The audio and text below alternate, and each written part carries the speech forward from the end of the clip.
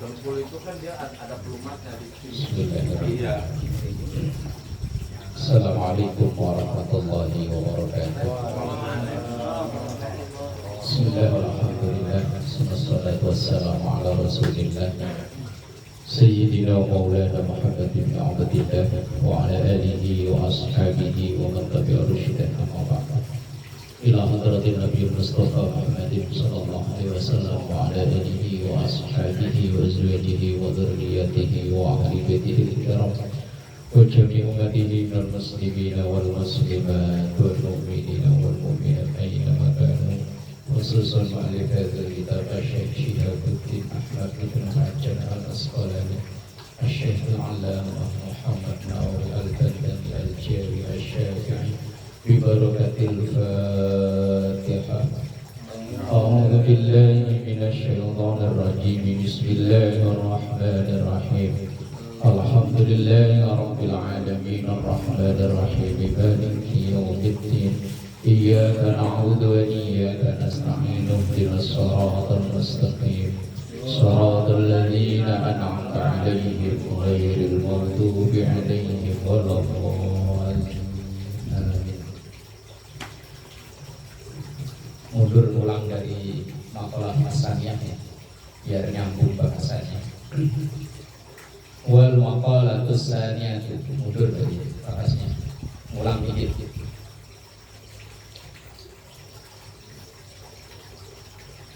Sudah ketemu.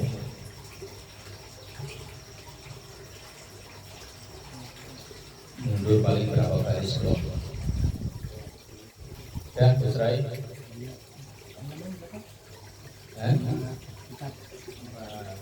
Halaman 54. Dan temu tadi. Wal maqalatus saniyatu qala Abu Bakri As-Siddiq radhiyallahu anhu. Garis berapa, Gus Rai? Tengah-tengah. 13. Dari mana? Ada di atas? Iya, dari atas 13. Bismillahirrahmanirrahim. Wal maqalatus saniyatu, dan maqalah yang kedua. Ya. Qala, berkatalah Abu Bakri As-Siddiq, sahabat Abu Bakar As-Siddiq. As-Siddiq itu bukan nama asli. Nama aslinya itu Abu Quhafah. Abu itu bapak, Bakar itu perawan. Nah, istri Rasulullah satu-satunya yang dinikahi masih perawan, ya anaknya Abu Quhafah ini. Nah, kemudian Abu Quhafah dijuluki Abu Bakar, bapaknya perawan. Kalau dulu ada YouTuber namanya Abu Janda, ya berarti bapaknya Janda. Kok lama sekarang nggak nongol ya? Apa kemana ya? Apa udah cepet jabatan apa ya? Mati kali. Kirain udah dapet jabatan. As-Siddiq ini juga gelar, yaitu gelar yang diperoleh ketika Rasulullah pulang dari Mi'raj. Orang yang pertama kali percaya 100% dengan peristiwa Isra Mi'raj itu Abu Quhafah. Nama aslinya Abu Quhafah karena punya anak Aisyah yang dinikahi oleh Rasulullah masih perawan, kemudian dijuluki Abu Bakar. Nah, karena pada peristiwa Mi'raj, Isra Mi'raj, beliau yang pertama kali meyakini, maka mendapat tambahan Abu Bakar As-Siddiq. Nah, Aris kok bisa dipanggil gembor, itu ceritanya gimana, Aris? Lah kalau ono kan dipanggil Tile karena mirip kan. Banyak nama saya banyak. Oh gitu ya. Ya. Para sahabat Nabi itu namanya rata-rata ya banyak, bukan hanya satu. Jadi saya benar. Iya. Biar seneng. Radhiyallahu anhu, semoga Allah meridai dari Abu Bakar As-Siddiq. Sama niatu asya, ada 8 perkara. Hunna, ya 8 perkara itu zinatun, penghias atau hiasan li sama niati asya untuk 8 lainnya. Yang pertama al-afafu, afaf, menahan diri. Bifathil aini dengan menfathahkan huruf ain, jadi bacanya afaf. Ai artinya al-imtina'u menahan diri anil mas'alati dari meminta-minta. Afaf menahan diri dari meminta-minta itu zinatun, menjadi penghias al-faqra untuk orang fakir. Orang fakir akan menjadi lebih mulia ketika ia bisa menahan diri, enggak ngemis-ngemis. Orang kalau kebanyakan minta, dia baru lewat aja udah di apa Pak Satam kemarin asem-asem gitu ya. Asem-asem. Ya belum tentu dia minta, cuman lewat doang, baru parkir motor, padahal bisa jadi hari itu dia mau beli, cuman karena kebiasaannya minta, asem-asem datang. Udah sembunyi dulu. Orang kalau kebiasaan minta, walaupun dia di rumah punya banyak ya, di apa ya, direndahin, diingin orang, cuma minta. Ruya diriwayatkan annahu sallallahu alaihi wasallam qala tuhfatul mu'mini. Tuhfah itu pemberian. Tapi begini loh, misalnya kita datang di satu acara orang hajatan, kemudian kita pulang dikasih kayak semacam tasbih, terus alat-alat apa, itu namanya tuhfah. Apa itu? Cindramata. Cindramata ya, bukan cindramata ya. Kalau cindramata berarti mata luka ya. Cindramata, kenang-kenangan. Ayo. Kalau Jepang bilang ome aja. Apa? Ome aja. Komiaji. Ome. Oh susah bener. Tuhfatul mu'mini, cendramata orang beriman di dunia itu al-faqru, kefakiran. Maka ada hadis, walaupun hadis itu perselisihkan kesohihannya, ad-dunya sijnul mu'min wa jannatul kafir. Dunia ini ibarat penjaranya orang beriman. Oh ini gak boleh, itu gak boleh, ini gak boleh, ini dilarang, ini haram. Tapi kalau orang kafir kan bebas. Mau makan daging asu ya boleh, daging anjing ya boleh, mau minum whisky, cobyang, brandy, apalagi itu. Saya nggak tahu kalau Pak Idris anak kampung Melayu dilawan ya. Topi miring, Garuda, ginseng, bebas. Wong di surga kan bebas ya. Lah karena di penjara kan semua dibatasi, ini haram, itu nggak boleh, ini haram, itu nggak boleh. Nah, maka disebutnya sijnul mu'min wa jannatul kafir. Lah makadang orang mukmin itu yang dikasih cenderamata oleh Allah berupa kefakiran. Rawahu at-Tirmidzi. Wa syukru, dan syukur itu zinatun ni'mati, penghias kenikmatan. Wa huwa, sebab, dan syukur itu sababun, menjadi sebab li'ibqa'in ni'ami, untuk bakok langgengnya nikmat-nikmat. Ni'am itu jamak dari lafaz nikmat. Nikmat itu kalau satu macam, kalau banyak ni'am. Sebab syukur itu menjadi kuatnya atau langgengnya nikmat-nikmat al-mawjudati, yang sudah wujud. Sifat dari ni'ami maka dibaca mawjudati. Wa wasilatin, dan menjadi perantara. Ila husulin ni'ami, untuk terperolehnya nikmat-nikmat al-mafqudati, yang belum ada. Yang sudah ada makin kuat, yang belum ada akan diperoleh dengan syukur. Ayatnya kan ya la in syakartum.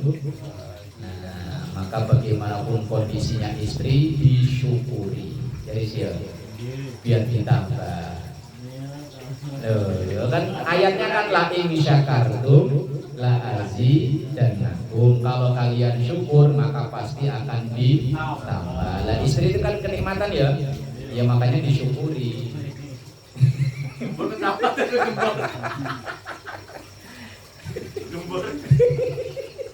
Disyukuri. Lo ditambah itu bukan berarti bukan tambah jumlahnya, bukan.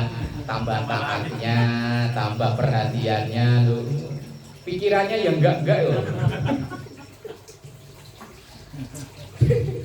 Wasabru dan sabar itu zinatul balai, penghiasnya musibah atau bala.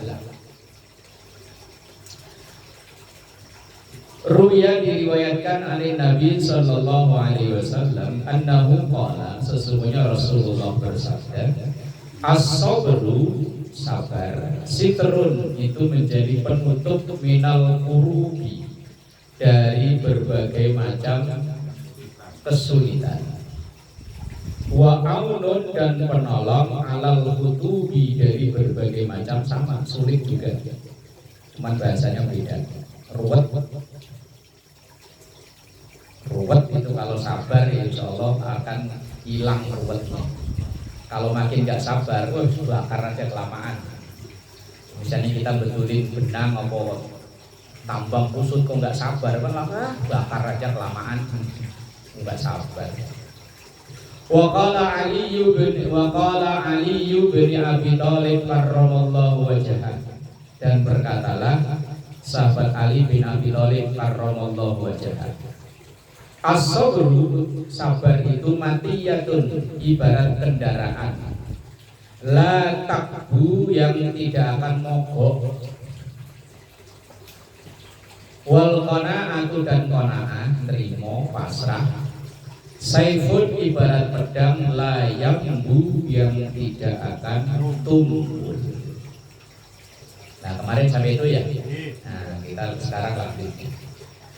Bismillahirrahmanirrahim. Wa tawadhu, dan tawadhu. Tawadhu bukan tahu warna duit ya. Ya tawadhu, tahu warna duit. Bocah umur 4 tahun aja udah tahu.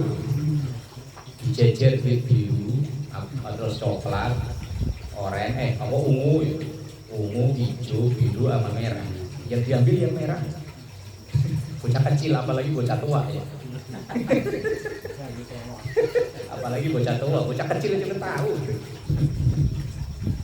Wa tawadhu, dan rendah hati, zinatun, itu menjadi penghias, al zinatul hasabi, menjadi penghias bagi orang yang punya posisi, punya derajat, punya kemuliaan, punya jabatan, punya kehormatan.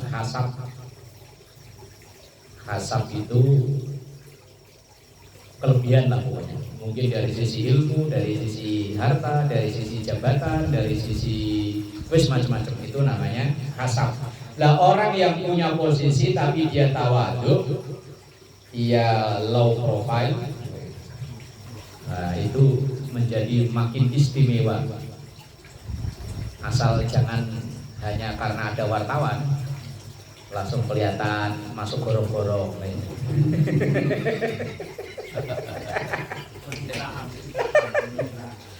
Awal sebuah penderitaan. Kalau melihat di media sosial lucu-lucu. Ya semuanya memang asli, natural lah. Mau ada siapa kek, pokoknya ya memang karakternya begitu. Walaupun dia orang berpangkat, orang punya kelebihan, tapi masih wahwa, yaitu ma ya'udduhul insan, apa yang didapat oleh manusia, min mafakhiri abaihi, dari kemuliaan leluhurnya. Orang itu kan kadangkala dihormati karena memang dia anaknya siapa, itu ya, keturunan. Kayak di pesantren itu, biar anaknya kiainya itu akalnya kayak apa, santri gak bakalan. Makanya rata-rata anaknya kiai itu nggak sekolah di pondok itu sendiri, biasanya dibuang jauh. Karena kalau sekolah di situ, guru nggak berani negur, takut kualat. Nah, itu kan rata-rata loh. Biar itu kiai pinter kayak apa, rata-rata anaknya, putra putrinya, gusnya, ningnya itu disekolahin di luar. Jauh. Ya karena kalau disekolahin di situ wah, bawa masalah. Kalau disekolahin di luar kan dia bukan anak siapa-siapa, sama aja kalau mandi ya ngantri, makan ya ngantri. Tapi kalau di pesantrennya bapaknya, wah raja dia.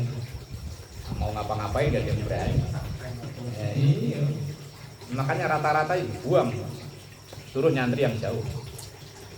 Orang mendapat kemuliaan itu bisa jadi karena min mafakhiri abaihi, karena keagungan kemuliaan leluhur abah bapak-bapaknya. Berarti kan kalau bapak-bapaknya itu kan ya leluhur. Au min manaqibi nafsihi, atau memang karena sejarah dia sendiri. Kalau bahasa sekarang track record. Memang dia orang hebat, banyak jasanya. Min dinihi, bisa jadi karena agamanya, wa malihi, karena hartanya, wa judihi, karena kemuliaan dermawannya, wa syaja'atihi, atau karena keberaniannya. Kira-kira kita berada di yang mana ya? Enggak garis. Dilihat dari bapak kita siapa ya? Iya, orang mulia itu kan bisa jadi min mafakhiri abaihi au min manaqibi nafsihi, karena memang jasa dirinya pribadi, min dinihi, nyatanya berupa agamanya, wa malihi, duitnya, wa judihi, kedermawanannya, wa syaja'atihi, dan keberaniannya. Kalau keberanian masa enggak ada sih? Ya megang-megang strom itu ya berani. Lah orang yang punya keistimewaan kayak itu tadi, tapi dia tetap tawadhu. Penghiasnya orang mulia itu tawadhu. Famin amaratit tawadhu, dan sebagian tanda-tanda orang itu tawadhu.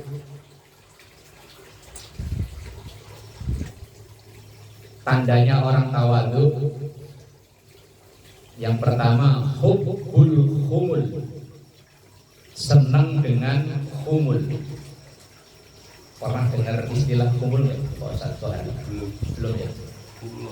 Pak Haji belum pernah dengar? Saya juga belum pernah ya? Humul itu dalam istilah ilmu tasawuf, orang yang alim, orang pinter tapi nyamar. Jadi orang yang kayak nggak ketahuan kalau dia orang pinter, itu namanya humul. Wis, pokoknya kalau dari sisi pakaian ya nggak nganeh-nganeh. Just biasa, kalau yang lain pakai koko ya pakai koko, yang lain pakai batik ya batik, yang lain pakai kaos ya pakai kaos. Humul itu apa bahasa gampangnya? Nyamar. Itu kan cerita Kiai Mukhid Muzadi. Mukhid Muzadi itu kakaknya Kiai Hasyim Muzadi. Kiai Hasyim Muzadi itu kan ketua PBNU sebelum Said Akil ya. Lah punya kakak namanya Kiai Mukhid Muzadi. Orangnya memang nggak kayak Kiai Hasyim. Kayak Kiai Hasyim Muzadi kan orangnya gede tinggi. Ya Kiai Mukhid itu orangnya kecil, kurus, agak ireng lah. Terus kemana-mana beliau itu pakai batik, pakai celana, pakai peci hitam. Lah satu hari beliau diundang ngisi acara di daerah Lamongan atau daerah Tuban.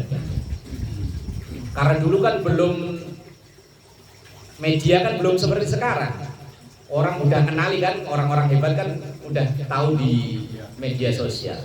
Lah panitia yang menghubungi ke rumahnya karena sibuk ngurusin acara pengajian, yang ditugasin panitia lain untuk nyambut Kiai Mukhid Muzadi. Lah karena Kiai Mukhid itu pakaiannya ya kayak yang lain, pakai batik, pakai celana, pakai sarung kotak-kotak. Ya umumnya wong kampung lah. Pakai peci, ya pecinya juga nggak cakep-cakep amat, nggak pakai sorban, nggak pakai apa. Lah begitu Kiai Mukhid Muzadi datang, ya disambut kayak tamu yang lain, dikasih snack kotak gitu. Dikasih snack kotak, udah langsung diduduk, dia suruh duduk di bangku-bangku yang lain. Panitia yang udah mundar mandir nelpon, santri-santrinya katanya udah berangkat dari siang. Wah kemana ini, beliau nggak punya telepon. Akhirnya panitianya udah mutar yang kayak mungkin dia anteng aja makan makanan yang di kotak. Jadi kayak yang lain. Begitu panitia yang hubungin lihat, waduh, langsung panitia yang lain diomelin, "Duh, kamu nggak bilang?" "Ya kan saya nggak tahu." Kan nggak tahu ya mungkin mau jadi orangnya yang mana. Wong dia datang ya nggak tahu mobilnya parkir di mana, wong dia di jalan kaki. Ya terus ya dipersilakan duduk bareng-bareng. Nah, orang yang nggak mau kelihatan beda, ya pokoknya biar apa ini? Membaur. Nah, itu namanya humul. Lah kita lihat kadang kan kiai-kiai orang besar kan pakaiannya ya malah gitu. Kalau yang sekarang kayak Gus Bahak lah. Orang alimnya sekelas itu kemana-mana ya pakai peci aja mending rapi, mendingan rapian saya ya. Pakai peci kan begini. Ini rambutnya begini. Ini nggak pernah dikancingin kan? Wah, ya Allah. Memang saya sangat mengidolakan beliau. Hampir tiap hari saya nonton itu apa gimana? YouTube. Ya kemana-mana pakai sarung juga bukan sarung-sarung mahal. Sendal jepit kadang naik angkot, naik bis. Nah iya. Itu namanya humul yang gitu tuh. Saya pernah gitu Zat. Sama Kiai Mulki Zat. Lah iya. Kenal dia. Dia kan datang ke undangan ke mamang saya. Biasa pakaiannya biasa. Saya masih salamin biasa aja, orang saya nggak tahu. Lah iya, kirain nggak biasa tahu. aja. Lah humul itu begitu. Iya, begitu ini. Ya ampun bilang. Ya, loh, Kalau ke pasar ya umumnya orang ke pasar pakai celana, pakai kaos, pakai topi. Itu namanya humul. Lah kadang-kadang ada orang itu pengen menampakkan siapa dirinya. Mentang-mentang baru bisa mimpi tahlil aja kemana-mana pakai jubah. Wah, udeng-udeng. Giliran ke pasar, orang pasar kan, waduh, Pak Kiai, Pak Kiai, Pak Kiai. Lah pedagang giliran mau nawarin harga kan bingung. Akhirnya pedagang rela rugi padahal aslinya batinnya nggak kepengen rugi. Ayo kan menyusahin orang kan. Ayo makanya ayo. Nah, kiai-kiai itu ngajarinnya wis kalau memang kumpulnya orang lagi main bola, yo wis pakai kostum bola. Ngumpulinya orang lagi kan hajatan, yo kostumnya hajatan. Nah ini kemana-mana pakai gamis. Demudeng segede ban Vespa, sorban kayak ordeng dipikul, rubiah ketemu orang ya khair, as, ya khair, syah, antum, mbok yo ngumumi, kalau bahasa orang Jawa ngumumi, ngumumnya gimana? Nah itu namanya humul. Humul itu artinya apa ya? Nyaru, nyamar.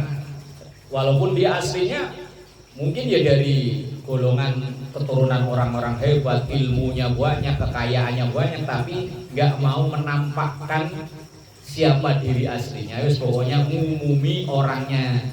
Orang-orang itu penampilan begitu, ya wes ikut begitu. Ya Pak Tile ya. Biar salah disalamin ya rapopo.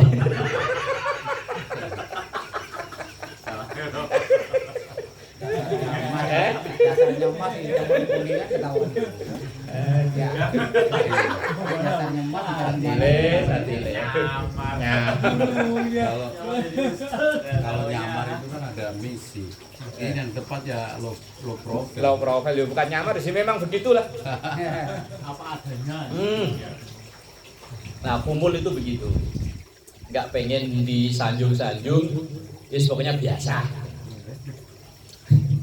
Saya masih ingat dulu Kiai Sampai ketika datang diarak pakai tolol kumring malah kiainya marah-marah. Emang saya topeng monyet apa? Saya masih ingat tuh dulu Kiai lupa saya diarak pakai anak-anak kadro itu. Emang saya topeng monyet, taboin dari belakang. Tola al-Badru itu dulu buat nyambut Nabi. Lah sekarang buat nyambut nganten. Wah, jadi Tola al-Badru sekarang udah turun derajat. Dan dulu itu kan ketika Rasulullah baru datang hijrah dari Mekah ke Madinah. Lah orang-orang Madinah itu kan ngelihat dari celah-celah bukit itu. Saniyatil Wada itu artinya kan celah-celah bukit kan. di bukit itu kan begini ya, terus orang-orang kan nunggu yang mana sih orangnya yang mana karena penasaran. Nah kalau sekarang udah ada Facebook, udah ada TV, oh Muhammad orangnya ini lah, kalau dulu kan belum ada, penasaran orangnya lah, sambil dari kejauhan ketika melihat oh itu rombongannya lah, langsung disambut tola al badru alaina. Dulu buat nyambut Nabi, lah sekarang buat nyambut kanten. Iya, jadi kan tola al badru sekarang turun pangkat ya. Lah kalau orang Jawa kan pakai kentoling. Oh, kebo giru. Apa ini ya? Kebo giru ya, Pak? Lah iya kan.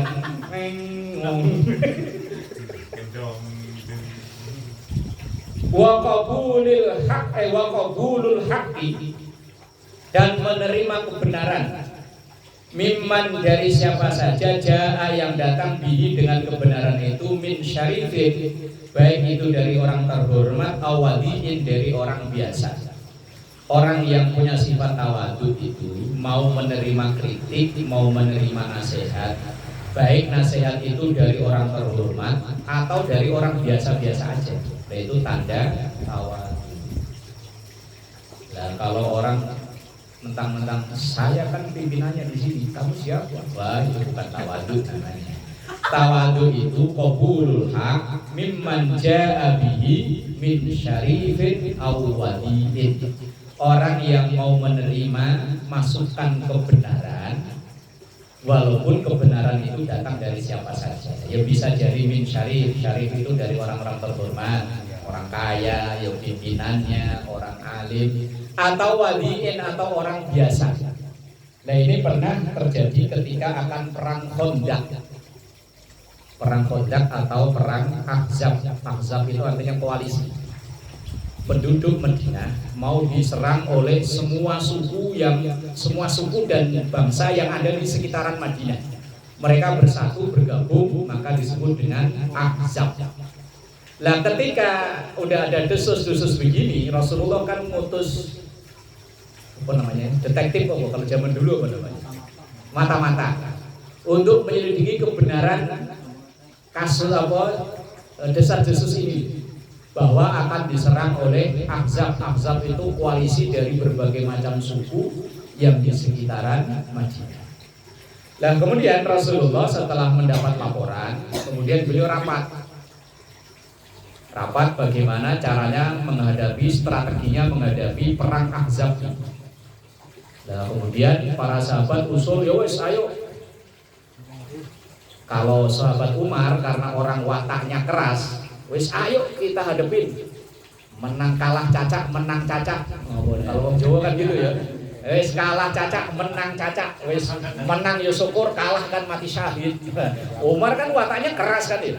Lah kalau Abu Bakar orangnya kalem, woi nggak bisa. Kita siapa tahu bisa nego. Kita kompromi, siapa tahu ada jalan tengah. Lah kalau Utsman karena dia orang kaya raya, udah kalau memang mau diajak barter kita barter. Duit yang maju. Ali pikirannya lain lagi. Lah ada orang yang baru masuk Islam namanya Salman Al-Farisi. Namanya dijadikan nama masjid di ITB, Pak. Salman Al-Farisi ini bukan orang Madinah, bukan orang Mekah, bukan sahabat-sahabat senior. Dia itu orang Persia, kalau sekarang Iran. Orang Iran baru masuk Islam, datang ikut gabung di rapat itu. Yes, pokoknya nggak terkenal lah, orang baru ibaratnya. Lah ketika Rasulullah membuka tadi itu, ayo siapa yang punya usulan untuk ngadepi ini? Nah, tiba-tiba Salman Al-Farisi ini angkat tangan. Saya ya Rasulullah. Siapa kamu? Nama saya Salman dari Persia begini-begini. Usulan saya ya Rasul, kalau kita adu brand begini, wah nggak bakalan menang. Kita jumlahnya sekian, sono rata-rata pasukan terlatih, kita seadanya. Hitung-hitungan di atas kertas, nggak menang. Kalau kita nego, nggak mungkin. Wong sono udah ngebut pengen perang kok. Lah kalau Utsman, kalau ditebus, wah berapa duit yang harus kita keluarin? Lah terus gimana? Saya usul ya Rasul, kita bikin Khandaq. Khandaq, makanya perang ini disebut perang Khandaq. Khandaq itu parit, kali, ya kayak BKT gitu. Mengelilingi kota Madinah Sehingga ketika kuda terbaik itu nggak bisa loncat, panah dilemparkan, dilepas, nggak bisa sampai ke pertahanan orang Muslim di Madinah. Lah ini yang usul bukan siapa-siapa, bukan orang-orang terhormat, baru sahabat baru masuk Islam, dan usulannya saat itu dianggap nggak mungkin.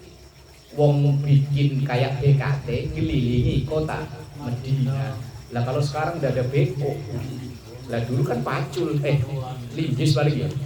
Pacul mungkin udah ada mungkin ya kali ya. Lah berapa hari tuh bikin BKT kayak gitu ngelilingi Madinah. Tapi itu ternyata pendapat ini yang dipilih oleh Rasulullah daripada ngadu, daripada nego, daripada tebusan, enggak. Akhirnya itu yang dipilih.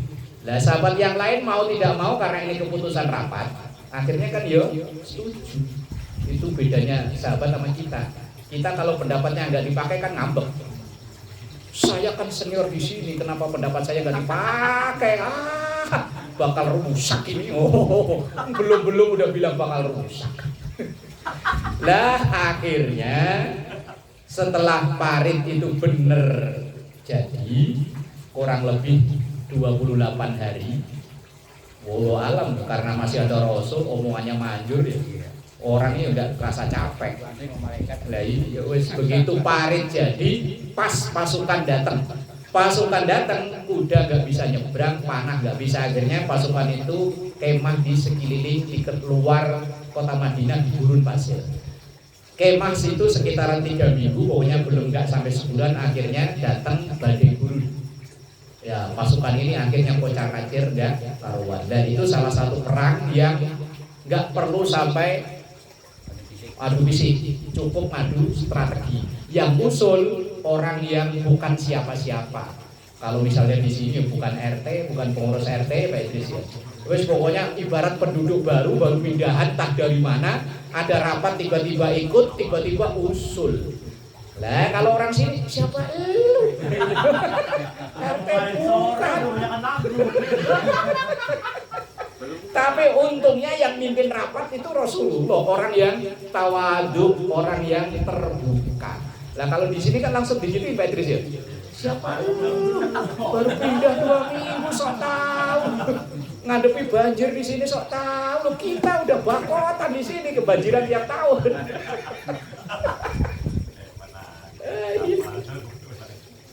Nah, itu yang dicontohkan Rasulullah Shallallahu Alaihi Wasallam.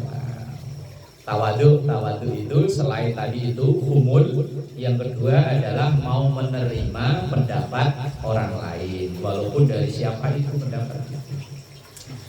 Wal hilmu zinatul ilmi. Ilmu itu bijak, enggak tekstualis, tapi dia kontekstualis. Hilm itu bijak. Apa bijak? Bijak. Bijaksana. Nah, sampai kiai-kiai itu memakai sarung sebagai simbol. Sarung itu simbol yang orang yang berpribadian bijak, fleksibel. Buat ibadah ya bisa, buat selimut ya bisa, buat nyolong jagung ya bisa, buat ronda ya bisa. Kalau dulu ya buat kemulan kalau nonton bioskop ya. Layar tancap. Lah yang dimaksudkan nih biar orang-orang NU itu fleksibel, nggak kaku. Lah hilmun itu artinya fleksibel, bijak, nggak tekstualis, teksnya begini enggak, tapi kontekstualis. Kayak kisah di kitab Riyadhus Shalihin, mungkin kisah ini sering disampaikan. Ada orang yang pembunuh bayaran, udah membunuh 99 orang. Ketika ia ingin bertobat, pertama datang ke ustadz yang tekstualis tadi, bahwa membunuh itu termasuk dosa besar. Kita Waalaikumsalam. Waalaikumsalam. Ada apa mas? Saya ini mau tobat. Alhamdulillah. Apa dosa bunuh orang? Berapa? 99. Wah. Gak bisa. Udah terlalu kegedean dosamu. Gak bisa. Lah orang digituin, udah mau niat baik digituin kan putus asa.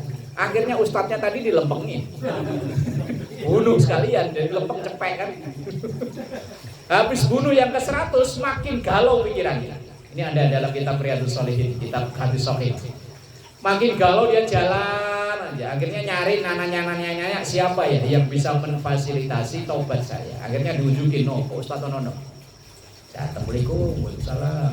Coba mas, saya mau tobat, Pak. Alhamdulillah. Kenapa emang? Saya dulu dosanya saya membunuh 99, Pak.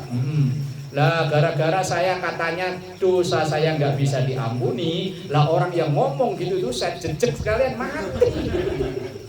Lah kira-kira masih bisa, asal masih kamu mau tobat, bisa Pak, bisa. Loh akhirnya ya wes, alhamdulillah ya tobat beneran tuh orang. Lah kadang ini ada orang baru belajar tobat, lah sekali-kali ke musola, ke masjid ditumbenin. Tumben ke masjid. Banjir.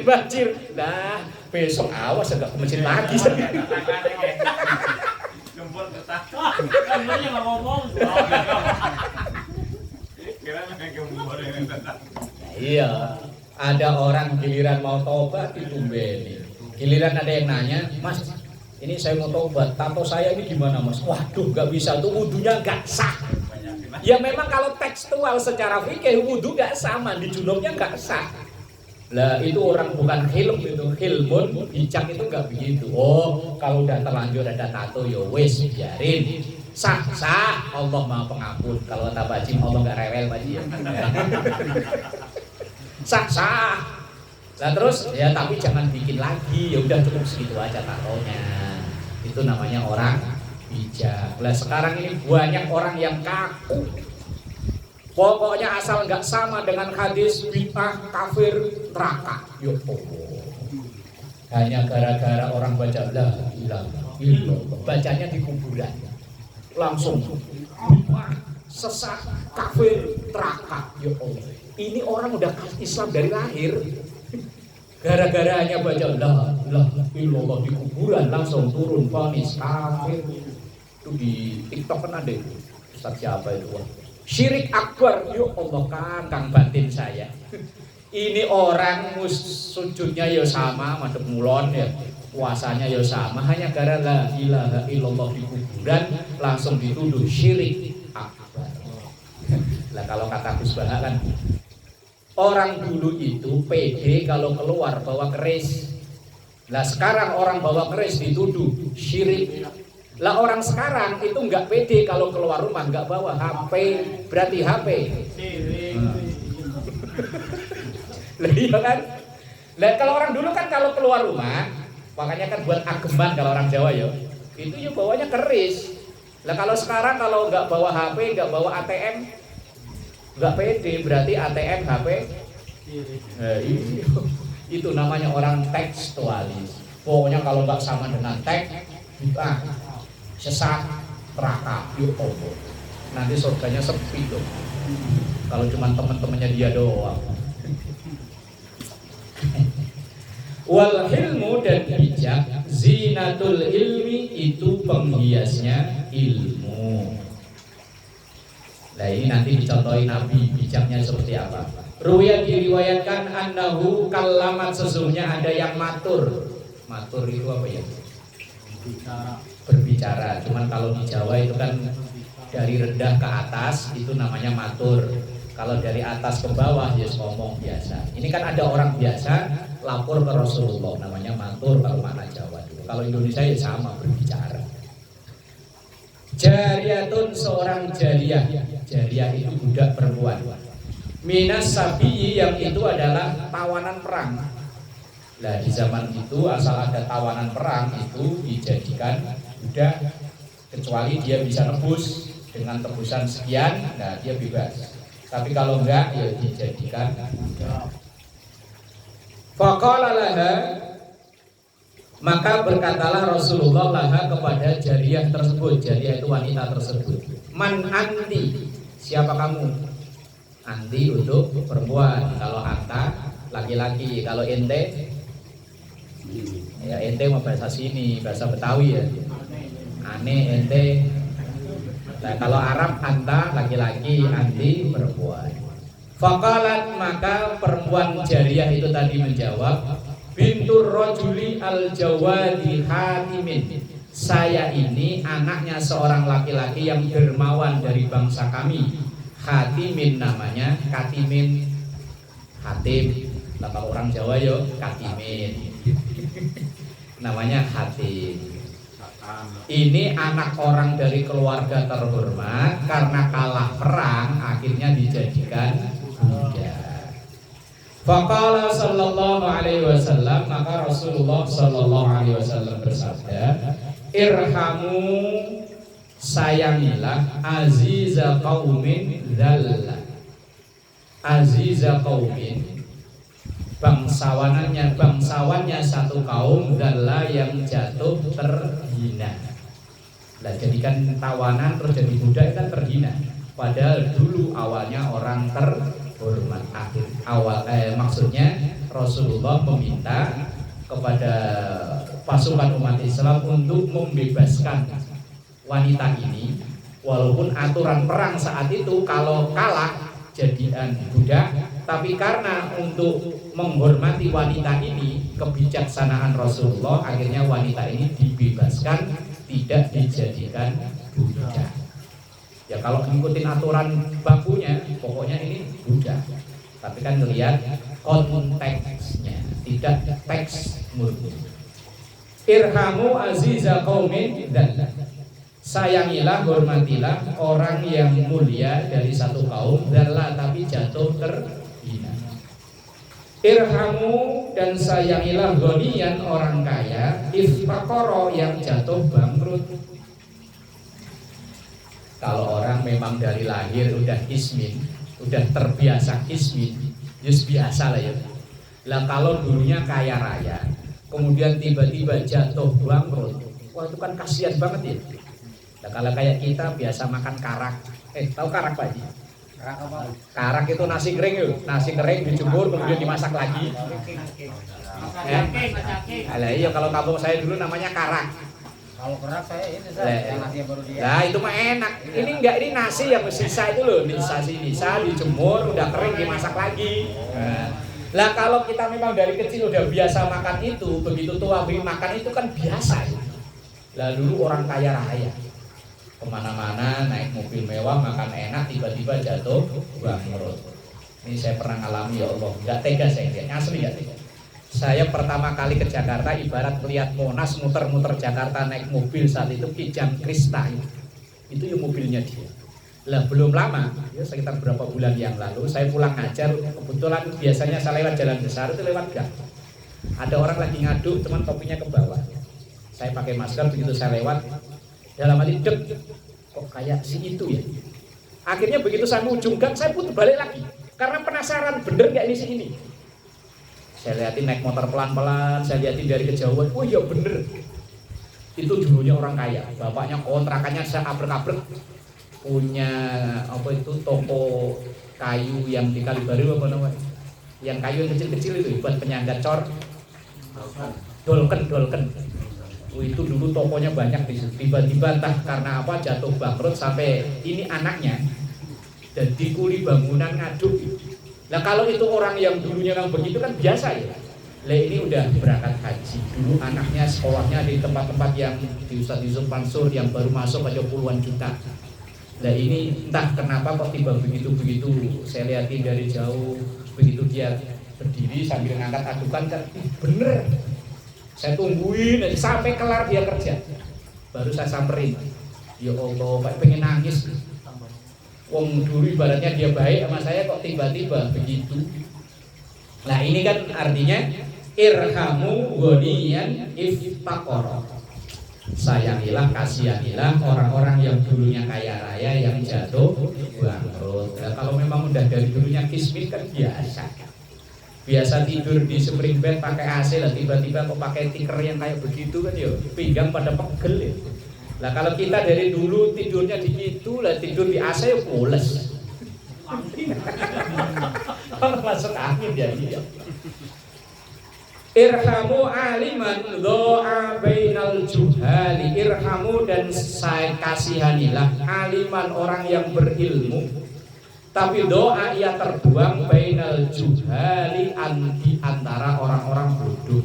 orang berilmu tapi tidak bisa terhormat karena ilmunya. Justru dia malah jadi orang yang hina di tengah-tengah orang bodoh. Wa tadzallul zinatul muta'allim, tadzallul rendah hati. Zinatul muta'allim itu perhiasannya orang yang muta'allim, orang belajar, penuntut ilmu. Ruya diriwayatkan annahu sallallahu alaihi wasallam qala man siapapun kharaja yang keluar rumah yuridu ilman yang ia mengharapkan belajar ilmu yata'allamuhu yang ia belajar.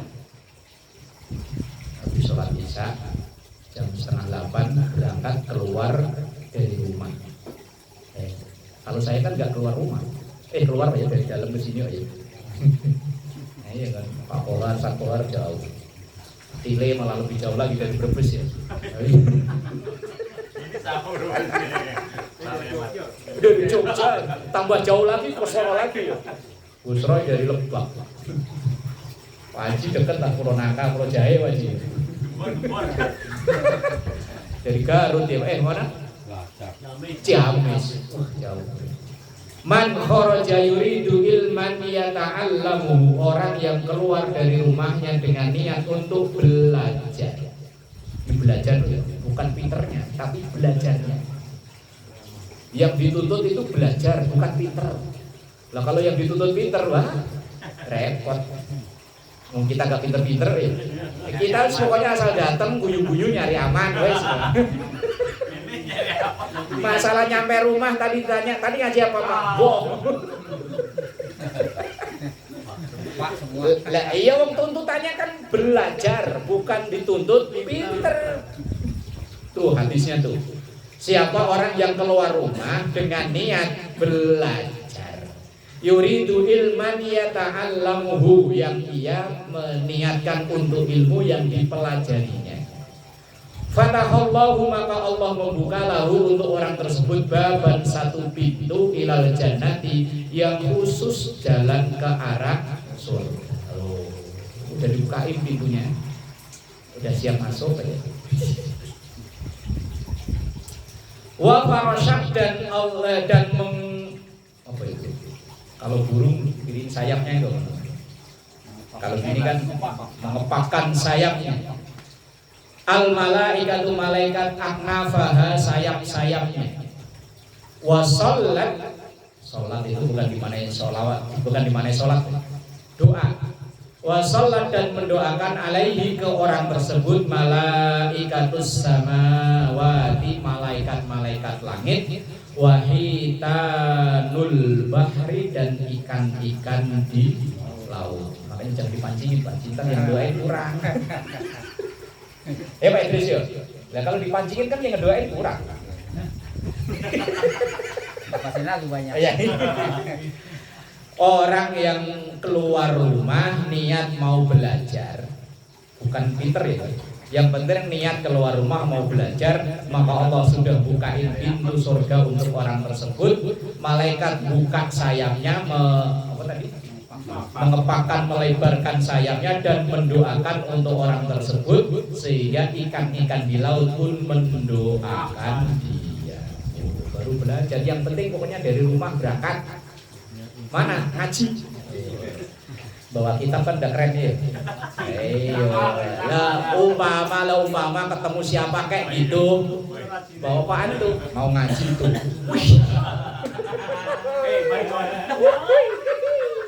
Ini bukan ikan aja nih saja. Ini binatang laut ya. Binatang laut. Wah, apa aja pokoknya. Makanya jangan dipancing, Bang. Tahu sekali kan doain.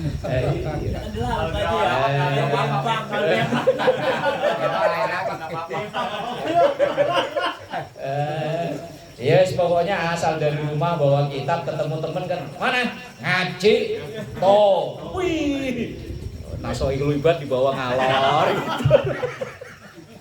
Paham ora sembuh lah pokoknya. Seandainya lo umpama indilala pas jalan tak ketabrak apa kayak itu, ada korban tabrak lari sedang ngaji membawa kitab. Lah umpama kebetulan kejadiannya di depannya Pak Aris itu pas ada wartawan di situ kan diliput ya. Terus kitabnya dipoto. Seorang santri begitu dilihat identitas Pak kelahiran tahun 75 ya. Mending ke 5. 60. Nah, yang penting pokoknya berangkat. Aduh. Rawahu Abu Ya'la wa tarkul minnah. Ay tarku tihdadis sona'i tarkul minnah. Meninggalkan, menjauhi minnah. Minnah itu ngitung-ngitung, nginget-nginget. Misalnya contohnya begini, kita pernah nolongin orang, asal kita ketemu, kita ingetin lagi tuh orang. Kita nolongin. Umpama kita ngasih baju, Bapak. Asal ketemu orangnya, itu baju yang dulu saya kasih masih ada nggak? Nah, itu namanya minnah. Gitu. Apa itu namanya? Mungkin. Pokoknya pemberian yang kita kasih ke dia, asal ketemu dia, kita tanyain dulu. Atau kalau enggak, kita ceritain ke orang-orang. Itu dulu dia waktu kerja itu yang masukin saya itu. Itu seragamnya itu saya yang beli. Oh, itu namanya minnah. Lah itu tarkul minnah, menghindari apa namanya? Ngungkit-ngungkit. Ai tarku tidadis sona'i, artinya meninggalkan ngitung-ngitung pemberian. Zinatul ihsan itu penghias bagi kebaikan. Ai fi'lul hasani, artinya perbuatan baik. Bahkan kalau di Quran itu termasuk menggugurkan nilai pahalanya ya. La tubtilu shadaqatikum bil manni wal adha. La tubtilu, jangan kau batalkan, jangan kau gugurkan shadaqatikum, nilai sedekahmu, bil manni, dengan mungkin-mungkin. Padahal mungkin itu enak ya. Apalagi orang yang dulu kita tolong sekarang malah ditulung malah mendung. Kalau orang Jawa ditulung mendung. Kalau Betawi bangkit. Bangkit gitu ya. Ya umpama ada orang kita tolongin gitu ya, kerjaan kita cariin, terus pokoknya kontrakan perlu kita bantuin nyari macam-macam lah. Begitu lain hari umpama rezekinya lebih bagus dia, kita lagi kepepet minjem duit, padahal kita tahu dia habis dapat proyek gede. Kita minjem bilangnya enggak ada. Wan enaknya kita tunjuk-tunjuk. Kan gitu ya? Lo itu dulu. Nah, kan gitu ya enaknya ya. Kok bener itu pernah ngalami ya, Wo? Kan enaknya emang gitu kan ya? Lo kan gitu ya? Enggak inget apa? Dulu waktu dari kampung yang nolongin siapa? Nyariin kerjaan siapa? Enaknya gitu ya? Itu namanya manni tadi. La tubtilu shadaqatikum bil manni. Hilang kepalanya. Ya, angus lah. Wah, itu Quran padahal yang bilang ya. Kalau yang bilang hadis masih, kalau kita masih protes, ini hadisnya sahih kok enggak gitu ya. Lah kalau yang bilang Quran gimana? Ya wis. Gimana Riz? Pernah ngalami apa Riz? Apa jangan-jangan sebagai pelaku? Keboran. Hanya pelaku. Wal khusyu'u, dan khusyuk. Wah. Wa al-khawfud da'imu fil qalbi, yaitu merasa takut di dalam hati. Zinatus sholati, itu penghiasnya sholat. Khusyuk itu bukan syarat sahnya sholat. Berarti sholat tetap sah walaupun tidak khusyuk. Lah kalau seandainya kok khusyuk itu syarat sahnya sholat, sholat kita nggak ada yang sah. Apalagi sholat maghrib yo. Wow, kucil banyak. Begitu tahiyat akhir tenang, sejuk, kabur semua, udah tahu kalau mau diomelin. Ini apa San? Ini? Khaufud daim, takut yang berkelanjutan. Merasa was-was, bukan was-was sholat saya, takut itu tadinya, oh ya Allah. Daim itu terus ada fil qalbi, di dalam hati. Itu zinatus sholat, itu penghiasnya sholat. Kalau keterangan kitab Nihayatul Zain masalah khusyuk ya, khusyuk itu bukan syarat sahnya sholat, Tapi khusyuk itu bagian dari sholat. Artinya dari misalnya sholat dari takbiratul ihram sampai salam itu ada sekejap aja kita yang ingat Allah itu udah terhitung khusyuk. Minimal ketika Allahu Akbar Allah ingat Allah, wah itu udah termasuk khusyuk. Lah kalau selanjutnya wallahu alam bisawab lah ya Gus Roy ya. Ayo apalagi sholat nih Takut yang berlebihan. bukan berlebihan, maksudnya terus ada dalam diri orang tersebut merasa takut pada Allah terus. Kalau lah kita takut kita sholat ini kadang biar nggak karuan kan karena memang rasa takutnya hilang, ya kan? Kalau pas lagi takut ya inget ya Allah, ntar kalau sholat ini nggak selesai kok tiba-tiba Israel iseng gimana ya Allah. Israel iseng.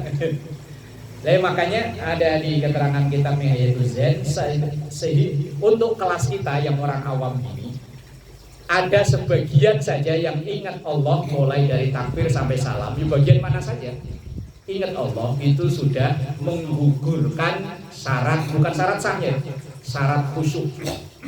Ya minimal ketika Allahu Akbar ingat Allah udah bagus lah ya. Ya selanjutnya kan terserah Anda lah ya.